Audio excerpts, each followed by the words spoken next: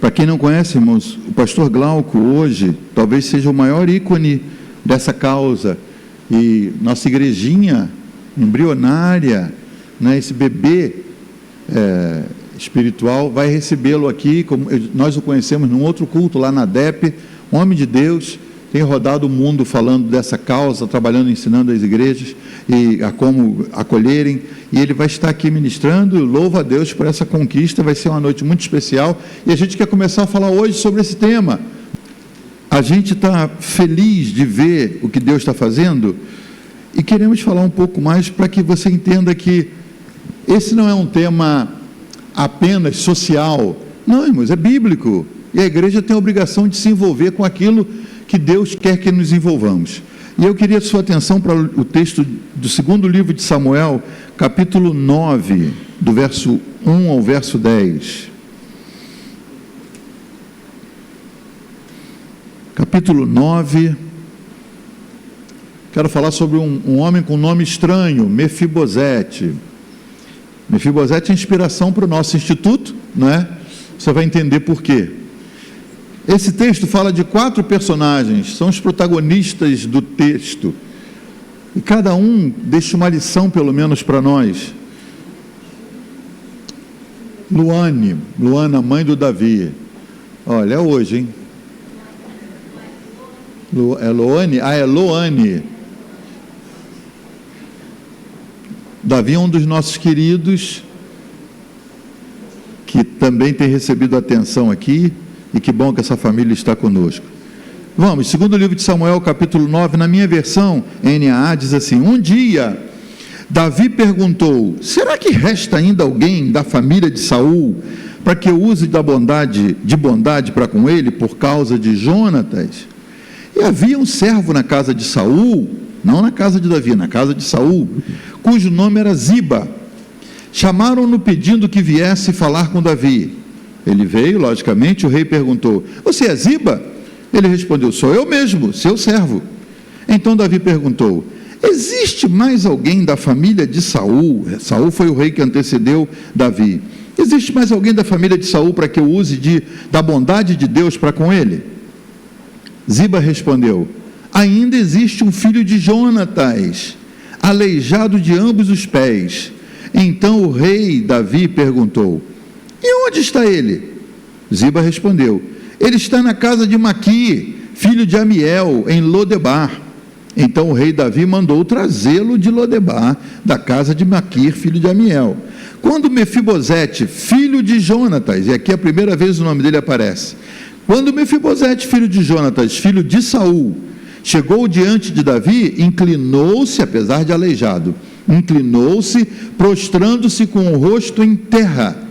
E Davi disse, Mefibosete? Ele respondeu, aqui estou, às suas ordens. Que lindo, né? Um homem limitado, prostrado diante do rei, e diz que está às ordens. Então Davi lhe disse, não tenha medo. Davi notou no semblante dele que ele estava amedrontado. Não tenha medo, porque serei bondoso com você, por causa de Jonatas, seu pai. Vou restituir a você todas as terras de Saul, o avô dele, né, que aqui é chamado seu pai, e você comerá sempre à minha mesa. Quem é esse seu servo para que o meu senhor tenha olhado para um cão morto como eu? Disse Mefibosete, que se inclinou e disse isso. Então Davi chamou Ziba, servo de Saul, e lhe disse, tudo que pertencia a Saul e a toda a casa dele, eu dei ao neto do seu senhor, Mefibosete. Você, Ziba, os seus filhos e os seus servos cultivarão a terra para ele e recolherão os frutos para que a casa dele, que agora passa a ser seu senhor, tenha o que comer. Porém, Mefibosete, neto do seu senhor, Saul, comerá sempre à minha mesa. Ziba tinha 15 filhos e 20 servos, só até aqui. Irmãos, eu já ministrei sobre esse texto, eu já li esse texto que é encantador, mas quando me propus a estudá-lo para ministrar essa noite, eu estou numa campanha, porque no meio das mudanças, não é? Ainda não terminamos nossa mudança toda, entregamos um apartamento que falta alguma coisa e o outro novo, e porque a gente morava em apartamento todo mobiliado, agora estamos mobiliando o novo que não tem tanta mobília, e comprando coisas, e escolhendo, e chega o pessoal do gás, e chega o outro, você sabe como é isso, né? Se não sabe, mude-se que você vai saber o que é. Eu já sei isso tantas vezes que mudei. No meio disso tudo, meus exames de sangue, que a médica me fez fazer 3 vezes, para que pudesse aprovar a minha cirurgia dos desvios de septo, que são mais de um, sai o resultado, ela diz, precisa baixar, a hemoglobina glicada está alta, e fiz outro exame, baixei mais um pouco, baixa mais um pouco, e aí sai a notícia que eu baixei a um nível satisfatório, ela diz, te opero quinta-feira, amanhã. Falei, mas assim, no meio, a gente não está preparado psicologicamente para a primeira cirurgia aos 65 anos de idade, irmãos. As mulheres, minha filha falou assim, pai, eu tenho 2 cesáreas, a gente fiz uma bariátrica e tal. Eu falei, mas é a minha primeira vez, deixa eu curtir, me preparar psicologicamente, em oração. Aí tem toda aquela preparação que ela manda um vídeo, não pode comer isso, pode fazer isso. E depois, né, do pós-parto, que vão partir meu nariz, depois desse pós-parto, tem uma série de... E eu tive que contratar uma enfermeira-chefe para tomar conta de mim, irmãos. Já passei ela para a médica. Então, no meio disso tudo, eu falo, quarta-feira eu tenho que ministrar ainda. Minha última ministração antes da operação, que é amanhã cedinho. E eu comecei a ler esse texto de novo, de Mefibosete, e falei, não, eu nunca tinha lido isso, não é possível. Tanto tesouro que tem escondido aqui, e esses 4 personagens saltaram à medida que eu lia. O primeiro deles é o próprio Mefibosete, que é o centro da história. Tudo acontece em torno dele, não é? Quem é ele? Ele é filho de Jonatas. Eu coloquei gravuras infantis hoje, para honrar até o Ministério Infantil, que está sempre promovendo inclusão e tantas coisas mais, mas personagens que são protagonistas. O primeiro dele, Mefibosete, filho de Jonatas, o deficiente da história. Quem era Jonatas? Filho de Saul. Saul foi o primeiro rei de Israel. E ele tinha um filho, príncipe regente, chamado Jonatas. Esse Jonatas se apegou a Davi. Quem era Davi? Um camponês, o último filho de uma ninhada de 8, que trabalhava no campo cuidando das ovelhas. Diz os entendidos que ele era um filho bastardo, ele não era de pai e mãe do Jessé com a mãe dos outros, mas ele era sempre colocado à margem, e um dia ele vai à guerra para levar comida para os seus irmãos e trazer informação dos seus irmãos para o seu pai Jessé, e lá tem um gigante, todo mundo conhece a história, chamado Golias. Esse gigante está desafiando o exército de Israel, o exército de Israel está amedrontado, acaba que Davi mata o gigante com uma pedrada, corta-lhe a cabeça, e aí o entregador de queijo, que foi levar queijo para o capitão para pegar a informação dos irmãos, se transforma num herói popular, passa acima da popularidade de Saul, ele estoura nas visualizações, e aí ele se torna o cara de uma hora para outra, ainda que fosse um adolescente, um carinha dos 17 anos por aí. E aí ele volta para a cidade agora como candidato a família real. Por quê? Porque o rei, na sua loucura por vencer o gigante invencível, ele falou, quem vencer esse gigante, nunca mais a família dele vai pagar impostos, e eu vou dar minha filha em casamento. E Davi, apesar de novo, quando ele vence, ele fala, não tinha um negócio de um prêmio aí? Tinha. Falou, e que incluía uma menina, inclui a filha do rei. E aí ele casa com a filha do rei, e entra para a família, se torna genro do rei, e esse rei começa a desgostar de Davi e lutar contra ele, tentar matá-lo. Ele fica com inveja de Davi. E quem é que protege Davi? Jonatas, filho do rei, candidato ao trono. Ele protege Davi, ele diz, meu pai está te procurando, foge pelo outro lado, sai por ali. Ele descobriu onde você está, sai daquele lugar. Jonatas mantinha Davi informado com o que ele ouvia dentro do palácio, do que o pai, das artimanhas do pai, e ele se apegou muito a Davi, ao ponto de um dia eles conversando, Jonatas falou, eu sei que você vai ser rei em meu lugar. E Davi falou, não, você é o rei, rapaz, você é o príncipe, seu pai morrendo é você que assume. Ele falou, ainda que eu seja filho do rei, mas eu sei que vai ser você. E nessa discussão amigável, eles fizeram um trato. Aquele de nós dois que assumiu o reino, promete que vai cuidar da família do outro. E Davi falou, eu vou cuidar. E até num dia que Davi estava sendo perseguido, e ele poupou a vida de Saul, Saul disse para ele assim, meu filho, depois que Davi falou, eu poupei sua vida, eu podia tê-lo matado e não fiz. Ele falou: meu filho Davi, diz Saul num momento de lucidez, então eu sei que você vai assumir o reino um dia, cuide dos meus. E Davi falou: pode esperar que eu cuido. E ali, parecendo uma conversa fútil, irmão, mas era uma aliança que estava traçada. E Jonatas, filho de Saul, um dia vai para a guerra com o pai, e o que acontece? Morrem os dois, e eles viviam na vida palaciana, os filhos e os netos. Mefibosete era neto do rei, e era príncipe candidato ao trono. O dia que seu pai Jonatas morresse, ele seria o rei de Israel. E ele era um garoto, ele tinha 5 anos quando a guerra rompeu, e ele tinha uma babá só para ele vivia no palácio. E o que acontece? Quando o pai e o avô morreram lá no campo de batalha, os inimigos vieram tomando tudo, que era assim que faziam, tomavam o palácio, matavam os parentes todos daquele rei que perdeu a guerra.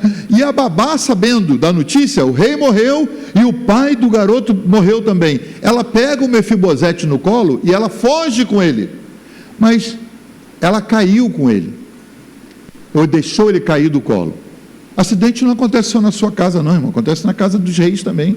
O menino caiu, e ele quebra os pés, ele se torna aleijado aos 5 anos de idade, mas a mulher salvou a vida dele, fugiu com ele dali, foi para um lugar chamado Lodebar, que significa sem pasto, um lugar que entende-se que não era um lugar próspero, um lugar onde ele pudesse ser procurado. Então, o neto do rei, candidato ao trono, agora é um aleijado de 5 anos, perdeu o pai, perdeu o avô, perdeu as benesses do trono, e ele agora está fugido, morando num lugar à parte.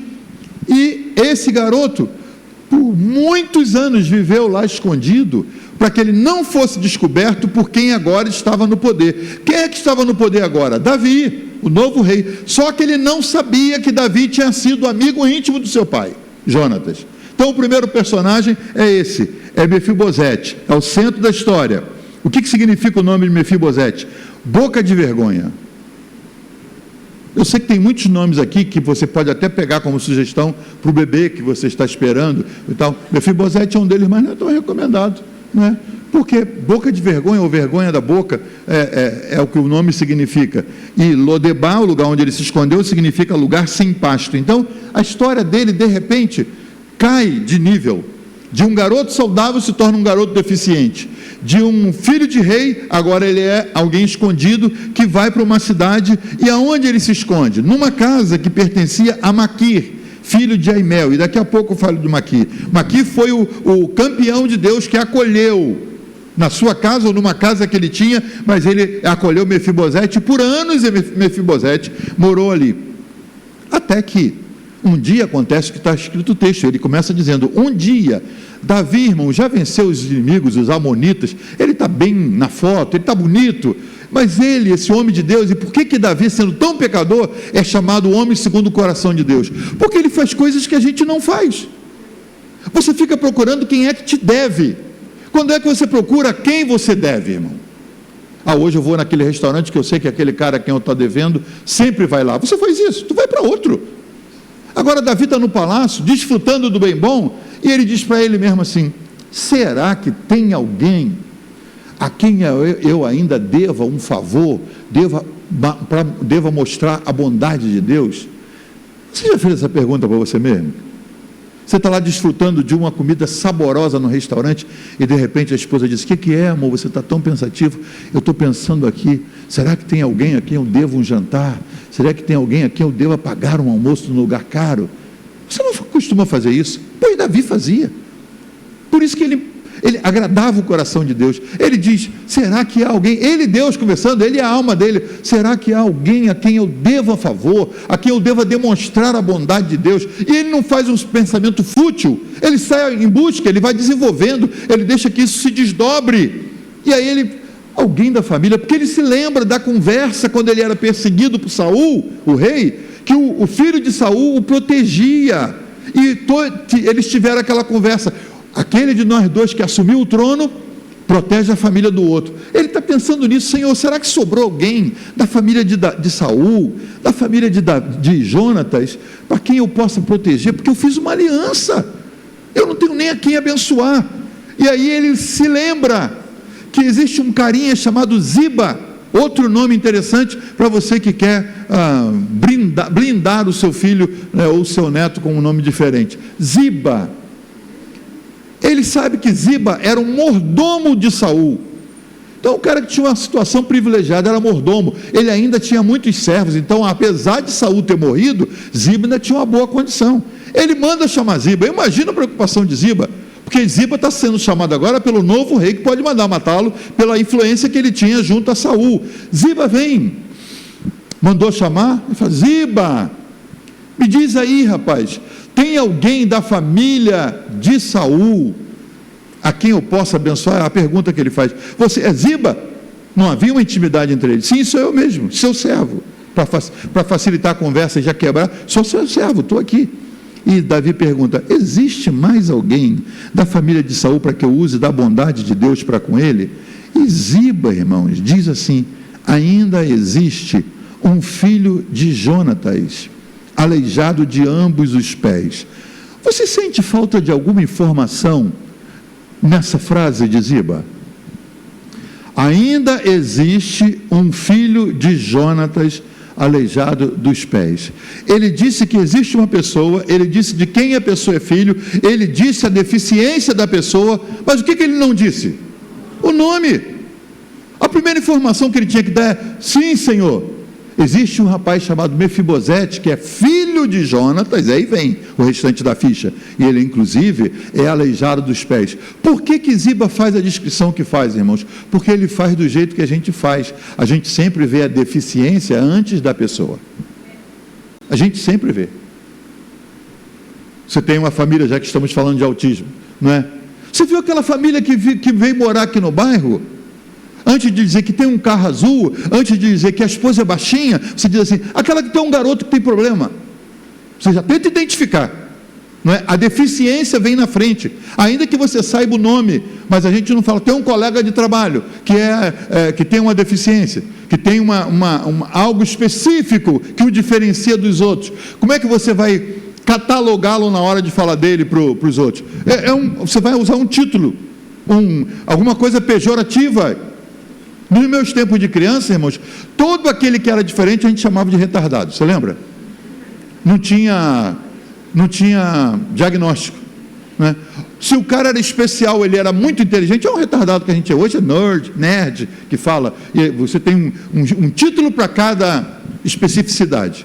No nosso tempo era tudo assim, mas o retardado jogava bola com a gente empurrava ele também, né? A gente brigava com ele jogava com a gente, brincava com a gente, comia com a gente. Não havia, e se tem alguma coisa dos bons tempos de nossa infância, da geração anterior, é que a gente colocava apelido nos amigos e eles em nós, e isso aí não se levava para casa, né?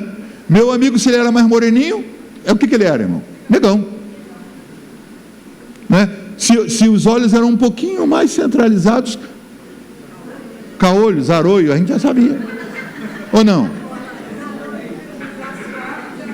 Se usasse óculos, 4 olhos, se a orelha era um pouquinho mais assim, despachada como a minha, não é? Já era Dumbo, era Pinóquio, era Pinóquio, não, era o Topodídio. E a gente crescia bem, irmão, não tinha esse negócio de fazer tratamento cura interior, porque me chamou de Topodídio, porque eu recebi tantos apelidos. Eu era mais branco do que sou hoje, então eu era muito branco e com sardas, então era arroz doce com canela, tinha de tudo, tinha, sim, nunca me magoou, irmãos. Por ser branco, eu tinha a altura de hoje com 12 anos, então eu era chamado de birnaga, por causa do pão longo. Nunca me ofendeu, nunca. Atendi, inclusive, quando chamava a gente ia, não é?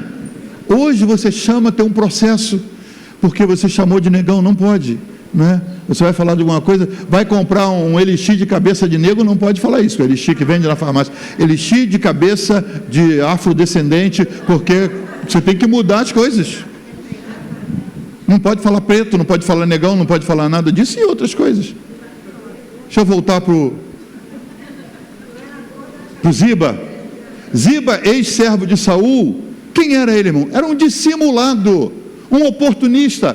Ele era servo de Saul. Saul já tinha morrido, deram um fim no pessoal todo que era descendente de Saul, mas ele ainda mantinha os seus servos, ele ainda tinha um nível de vida diferenciado, e ele sabia, sendo mordomo de Saul, que um neto de Saul legítimo ainda era vivo, era necessitado, era aleijado, e ele nunca abriu a boca.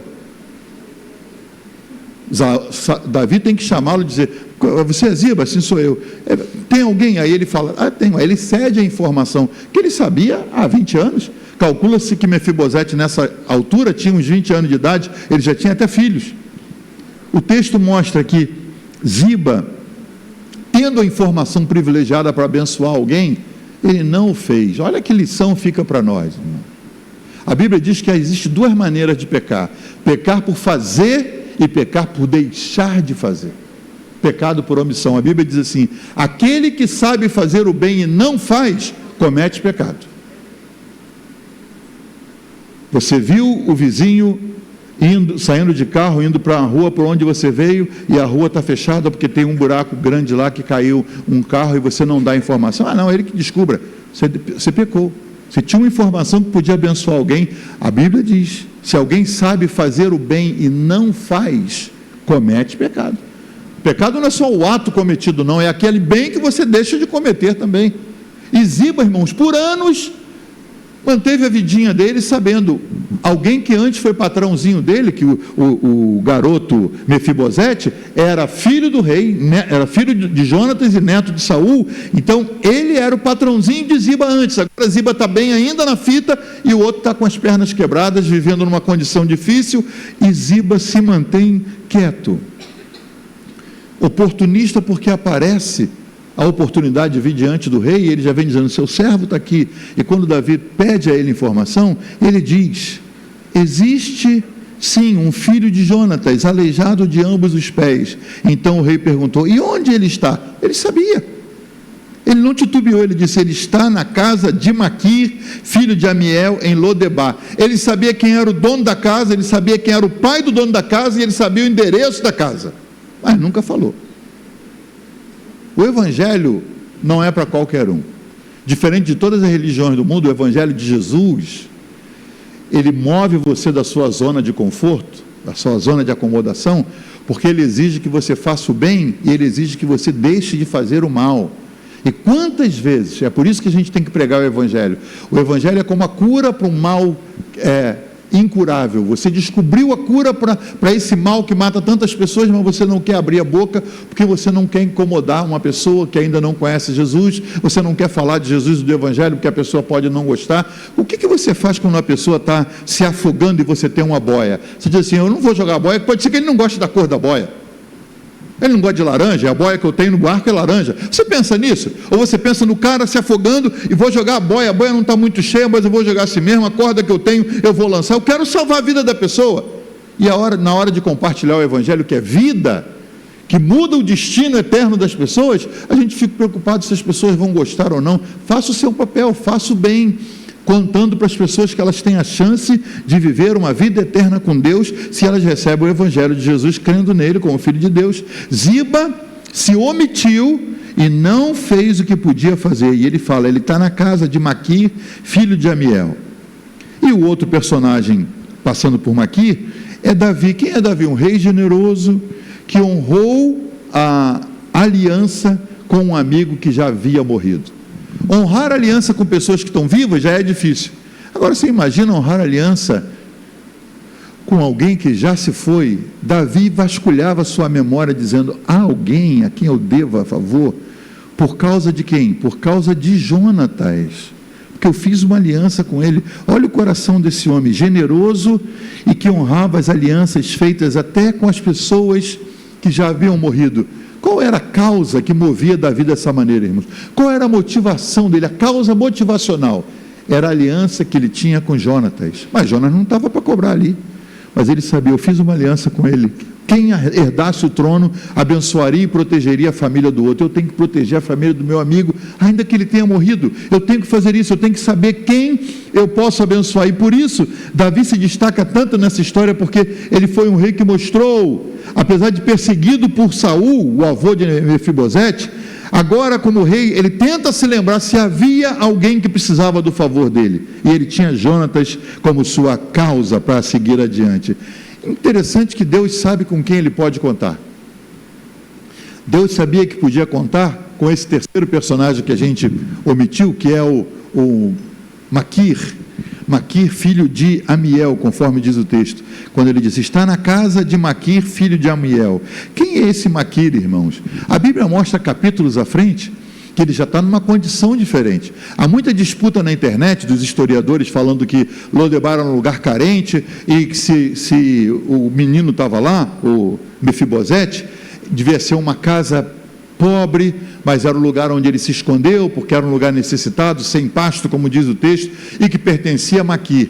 Quando você vai mais à frente, capítulos à frente, depois que Davi foge de Absalão, e aí ele tem Absalão morto na batalha e ele volta para sua casa, Davi atravessa o Jordão, quem aparece ali são homens ricos, e entre eles está Maquir, que traz gado, traz ovelhas, traz queijo, traz mel, traz provisão para que Davi e seu povo tenham um bom alimento nessa fuga, para não encararem o Absalão. Então, Maquir aparece aqui no texto, já no capítulo 21 ou 22, capítulo 19, ele aparece já rico, com posses, porém, não se tem a garantia que nesse capítulo ainda, no capítulo 9, Maquir já tivesse essa condição. Alguns acreditam que depois que Davi conhece Mefibosete e sabe que ele passou esses últimos 15 anos na casa de alguém chamado Maquir, que Davi pode ter abençoado, porque foi o que Davi fez com Mefibosete. Quando Mefibosete foi trazido à presença de Davi, ele veio temeroso. O cara me descobriu. E ele vai terminar comigo agora que eu sou descendente do rei que perseguiu tanto a ele. E aí, quando ele chega, que se prostra, mesmo ajoelhado, provavelmente com suas muletas, como está ali, e ele cai diante de Davi, põe o rosto no chão, Davi diz, não rapaz, se levanta, não fica com medo não, eu te trouxe aqui, por quê? Porque eu quero te abençoar. E ele chama Ziba e diz, Ziba, todas as terras que eram do avô dele, Saul, que já está morto, eu declaro como rei que passam a ser de Mefibosete, que até agora não tinha nada, passam a ser dele, e você, Ziba, com seus filhos e seus muitos servos. Ziba tinha, diz o texto aqui, 15 filhos e 20 servos. Podia não ter dinheiro, mas filho tinha, irmãos. 15 filhos e 20 servos. Você com seus filhos e seus servos, a partir de agora, vão trabalhar para Mefibosete, vão plantar nas terras que eu estou dando para ele, que eram do avô dele, vão fazer frutificar, vão manter a mesa dele. A única coisa diferente, você vai cuidar com seus filhos e seus servos pelas fazendas que passam a ser de Mefibosete, mas Mefibosete, eu quero tomando café todo dia comigo aqui na minha mesa, para que ele se sinta ainda de família real. E é lindo porque na mesa do rei, aquele homem aleijado não ia aparentar ser aleijado, porque a cortina, a toalha da mesa era longa e cobriria a deficiência dele, e ele ia sentar-se à mesa como um filho normal, como uma pessoa sem deficiências. Essa era a intenção de Davi. E esse sujeito, irmãos, esse Maquir, filho de Amiel, filho de Amiel, em alguma versão fala de Amiel, em outras fala de Amiel. Esse homem, o que a gente aprende com ele? É aí que eu quero gastar o finalzinho dessa meditação hoje. Ele nos ensina algumas coisas. Primeiro, ele nos ensina a reconhecer o valor das pessoas, ainda que elas tenham limitações. Não sabe mais do que você, é burro, não é assim que a gente chama? Isso aí é fácil, irmão, não é? Se deu uma explicação, às vezes para o cônjuge, às vezes para o filho, às vezes para o empregado, né? Olha, isso aqui é assim, assim, assim. Como é que é isso? É assim, assim, assim. Perguntou a terceira vez, seu burro, você não está entendendo até agora? Você já o coloca numa outra condição, abaixo do seu nível. A gente tem títulos para todas as limitações. E o que Maquir vem ensinar para nós? A reconhecer o valor das pessoas, ainda que elas tenham limitações.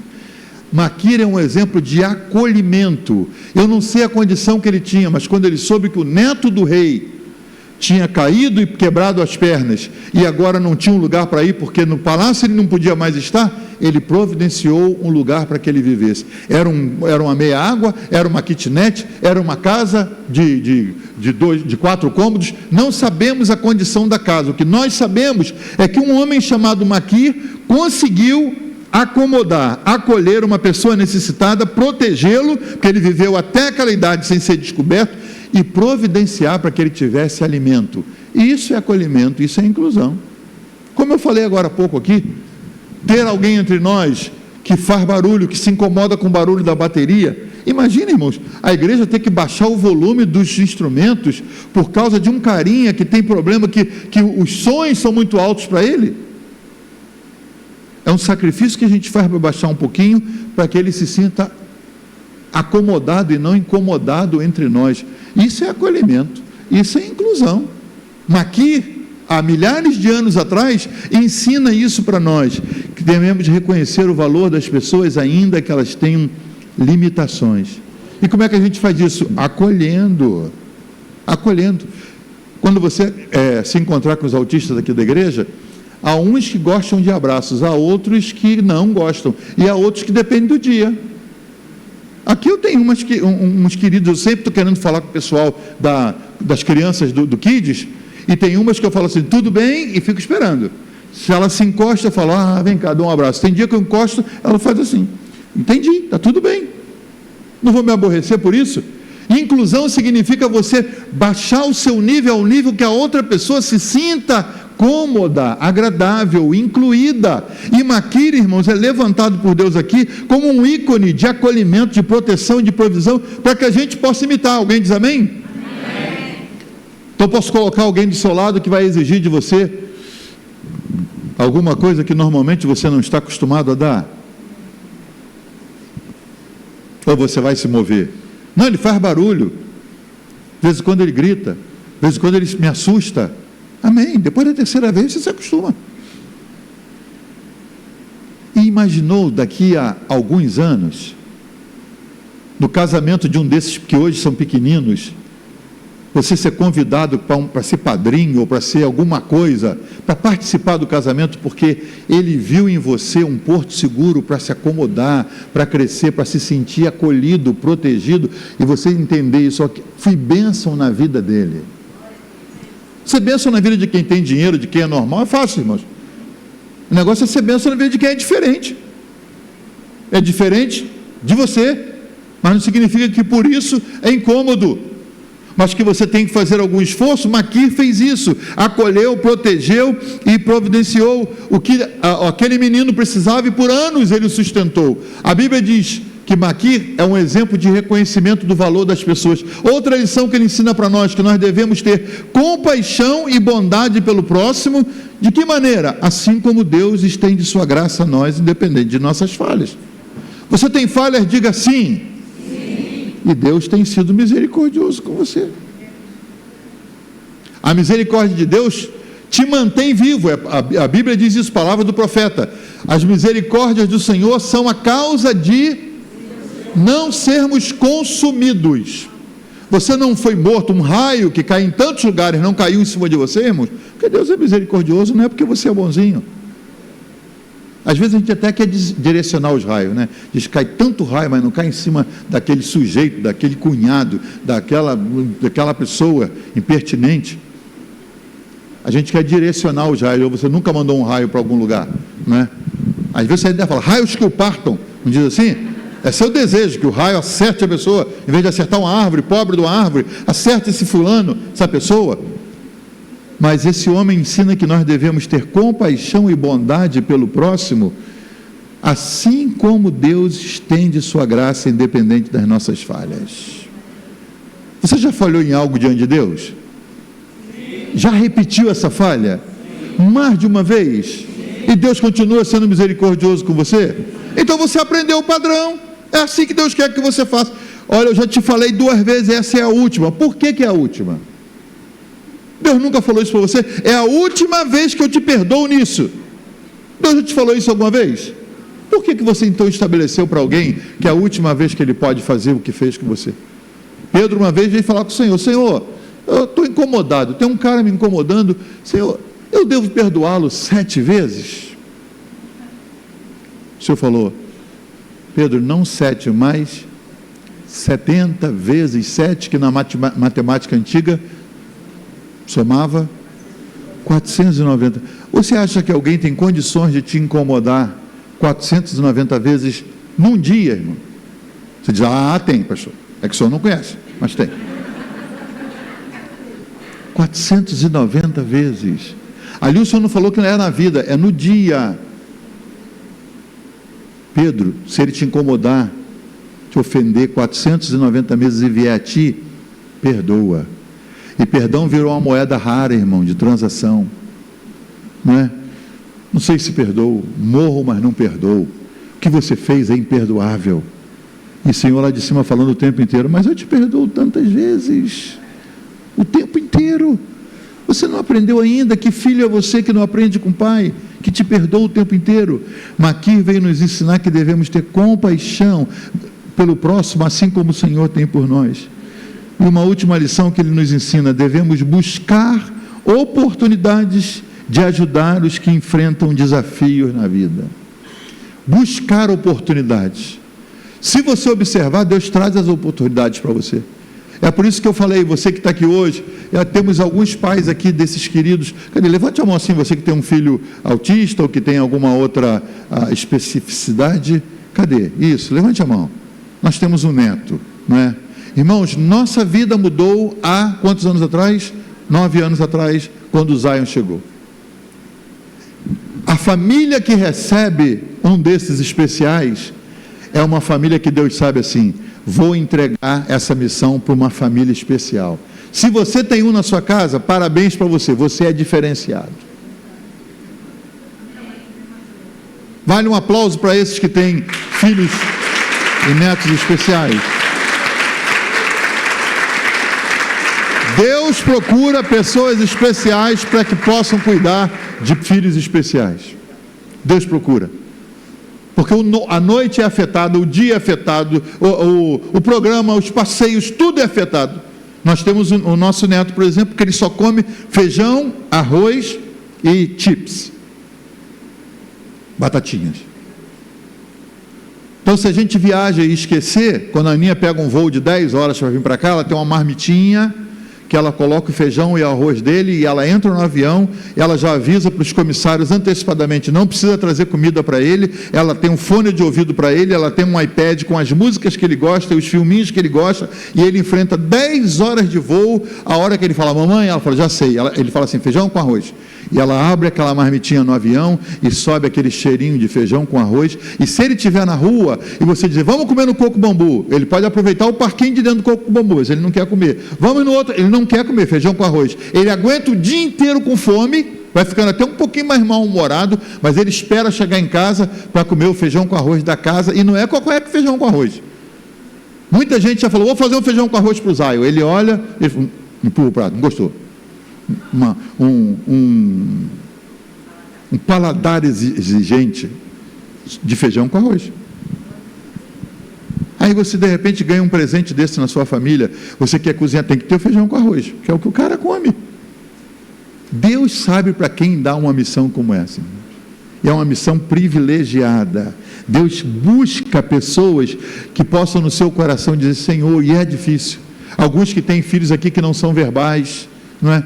Eles não sabem expressar o que estão sentindo. Há uma querida na nossa igreja que ela contrata serviços, inclusive de fonoaudiólogos, porque ela quer ouvir o filho falar mamãe, e ele já está com 8 anos, é isso? Não fala até hoje? Ainda hoje ela não ouviu o filho dizer mamãe, e ela espera com todo o coração, não é ganhar um prêmio na loteria, nem ter um carro novo, nem uma casa grande. O prêmio que ela quer na vida é ver o filho dizendo mamãe, e ele não disse até hoje. E o seu, quando diz, fala outro nome, não parece que não sabe outra coisa, só fala mamãe, mamãe, mamãe, que chatice. Tem alguém querendo essa chatice na vida dela. Mas quem tem, sabe o quão especial é. E Maquir quer nos ensinar a ter compaixão pelas pessoas e buscar a oportunidade de ajudar os que enfrentam desafios e dificuldades. A Sara vai fazer um casamento dia 2 de maio de um autista nível 3. Que coisa linda. Para você que às vezes tem um filho e diz, eu não sei se vai casar. Vai casar, vai ter filho, vai te dar netos, vai ser bem sucedido, não é? Para a glória do Senhor. Eles estão sempre nos surpreendendo, sempre passando dos limites, não é? Sempre surpreendendo naquilo que você acha que você sabe, eles passam à frente e fazem coisas maiores. Então, Deus sabe a quem Ele dá, mas nós temos que buscar a oportunidade de ajudar os que enfrentam desafios e dificuldades. E a história mostra que esse Maquir prosperou. Eu quero crer com todo o meu coração que Maquir não tinha o que passou a ter, nos tempos que ele abençoou a Mefibosete, mas depois, quem sabe com a ajuda de Davi, que deu tantas coisas de volta para Mefibosete, também abençoou esse homem e o recompensou para que ele possa no final da vida se aproximar de Davi e o abençoar, mostrando que ele tinha posses e queria ser alguém que interferisse para a bênção da vida de Davi. Eu quero que você fique de pé. Eu não sei com quem você se identifica nessa história, irmão. Se o seu negócio é com Ziba, eu gosto assim eu tenho isso assim, sabe? Fez comigo, vai pagar. Eu me identifico com Ziba. Ou então você diz, não, minha história parece mais com a de Mefibosete, com limitações reconhecidas, que precisa de ajuda, que ainda hoje busca alguém que proteja, que acolha, que ajude. Ou você se identifica com Davi, um homem segundo o coração de Deus, que buscava oportunidades de honrar as alianças. É lindo você ver que Davi está preocupado porque ele fez uma aliança com alguém que já morreu, mas ele ainda quer buscar alguém que ele possa abençoar para dizer, a aliança valeu, e eu estou fazendo hoje por ele. Davi se realizou, irmãos, na hora que encontrou Mefibosete, falou, não, cara, eu vou fazer por você. Ele não tinha obrigação de dar as terras de Saul para Mefibosete. Ele podia dizer, o rei agora sou eu, tudo que era do seu avô e do seu pai passaram para mim, e isso era verdade, isso era patente, todo mundo reconhecia, mas ele decidiu, ele disse, todas as terras que eram do seu pai, Saul, falando do avô, eu devolvo para você. Mefibosete talvez nunca fosse ter essas terras, ainda que continuasse saudável e com seu pai no poder, nunca viesse a desfrutar, mas agora naquela condição de limitação, ele recebe de um rei que não é parente dele, que diz, olha, todas as terras que eram do seu avô, eu passo para você, e já arranjei alguém para trabalhar para você. Ziba, você vai trabalhar para ele com seus filhos, com seus servos, você vai trabalhar porque sabia da limitação dele. Ele não apenas deu algo de presente para Mefibosete, ele deu condições de Mefibosete desfrutar daquilo. Vai ter comida na mesa, sua terra vai ser produtiva, estou te passando gente que vai trabalhar para você, eu vou cobrar isso. Ele já deu tudo ali na direção de Ziba, falou, é com você agora, eu quero abençoar esse homem, ele vai comer a minha mesa. Essa noite, nós somos convidados, através dessa reunião, a vir à mesa do Senhor, a mesa do favor do rei. Nós somos favorecidos, irmãos, quanta coisa Deus tem feito a nós. Você é um favorecido, diga para alguém, você é um favorecido. Seja mais enfático, diga para alguém assim, você não merece nada. Você não merece nada. Então tudo que você tem, já que você não merece, tudo que você tem é presente, pode vir, é presente de Deus, é favor do Senhor. Tudo que você tem, irmão, é favor do Senhor. Você não pode escolher a família que nasceu, foi favor do Senhor. Você não pode escolher tanta coisa que você tem hoje, e o Senhor, por favor, pelo favor dele, te abençoou. Por isso que nós cantamos no início, o teu amor me fascina. Como é que o Senhor ama a gente tão ruim como nós, tão pecadora como nós, que falha tanto como nós, que decepciona tanto como nós.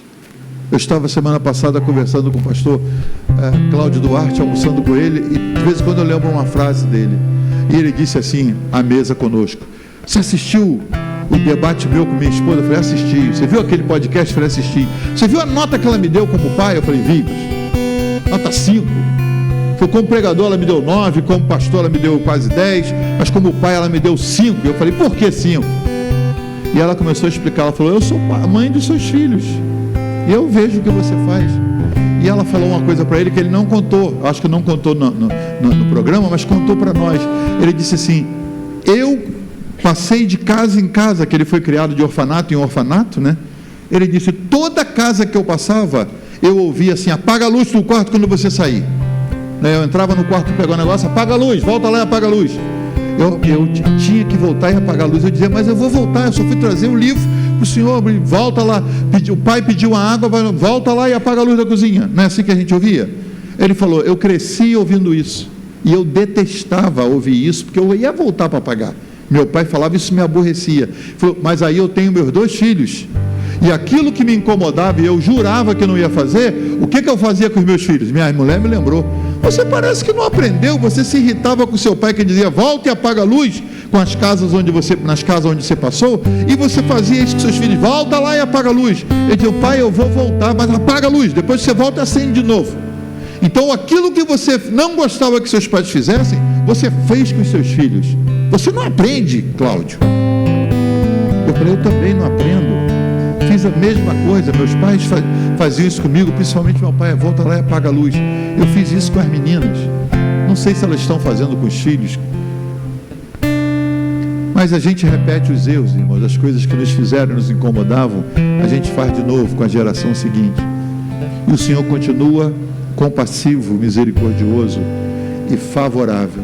Jesus, no dia que entrou na sinagoga e ele abriu o livro do profeta Isaías, Lucas capítulo 4, ele disse assim: o Espírito do Senhor Deus é sobre mim, pois que me ungiu para dar liberdade aos cativos, para dar vista aos cegos, para libertar os oprimidos, para apregoar o ano do favor do Senhor. Ele disse: eu vim apregoar o favor do Senhor. Essa é uma noite do favor do Senhor sobre a sua vida. E o primeiro favor que o Senhor morreu para que você tivesse é a salvação da sua alma. Você não precisa ter medo do inferno, medo do amanhã, medo do maligno, medo do futuro, porque ele tem tudo isso nas mãos. Ele falou: seu futuro está nas minhas mãos, sua eternidade está garantida. Eu tenho um lugar para você, basta que você queira. Basta que você, que é pecador, olhe para mim como seu Salvador, e o meu Pai vai olhar para você e ver que você foi justificado pelo meu sacrifício em seu lugar.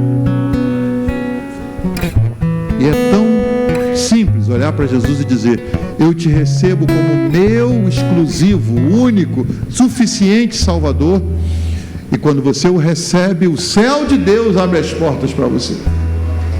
Jesus disse: eu sou a porta, quem entrar por mim salvar-se-á. Essa é uma noite do favor de Deus estendido para você. Pode ser que você tenha ouvido essa palavra outras vezes, pode ser que você tenha vindo da casa de Deus, pode ser que você tenha frequentado no passado, mas essa noite a primeira coisa que eu quero te oferecer é o favor de Deus de novo sobre a sua vida. Basta que você diga: eu quero Jesus. Você não precisa ter uma necessidade especial, mas se você não tem Jesus, você é um necessitado. Você está limitado pelas garras do maligno, pelo pecado que te oprime. Você não consegue alcançar os seus objetivos. Por quê? Porque você ainda está preso a alguma coisa que só Jesus pode te libertar. E essa é uma noite de libertação, é uma noite de cruzar os limites, de ir além do que te desafia e te diz: daqui você não passa. Jesus está dizendo: eu vou para o outro lado com você, eu cruzo esse mar com você, mas você tem que entregar a sua vida para Jesus. Alguém que essa noite quer reconhecer Jesus como seu Salvador e diz: eu quero receber Jesus, eu quero devolver minha vida para Ele. Quem sabe já serviu o Senhor e agora você está afastado, mas essa noite especial vai se tornar uma marca. Todo ano, no dia 2 de abril, você vai se lembrar: é o dia do autismo, mas é o dia da minha salvação, é o dia que eu recebi Jesus e entreguei minha vida para Ele. Alguém para Jesus? Você tem alguns segundos para tomar essa decisão enquanto nós cantamos. Vamos cantar. Amém. Glória a Deus. Que a graça de nosso Senhor Jesus, o amor de Deus, nosso Pai, e a comunhão do Espírito Santo seja com todos, desde agora e para sempre. O povo de Deus diz: amém. Amém.